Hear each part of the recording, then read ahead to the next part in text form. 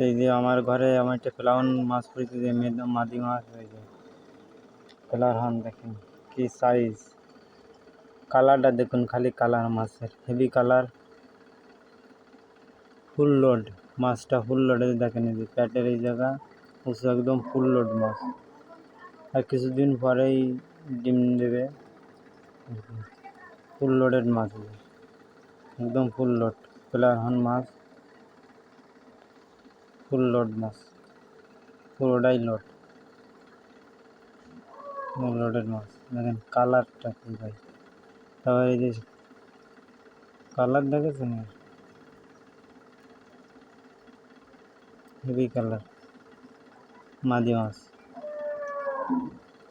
সেই এক কথা সেই বলা হয় কালার, মাছের কালার একদম সেই কালার। দেখেন ভয় পাচ্ছে আর কি।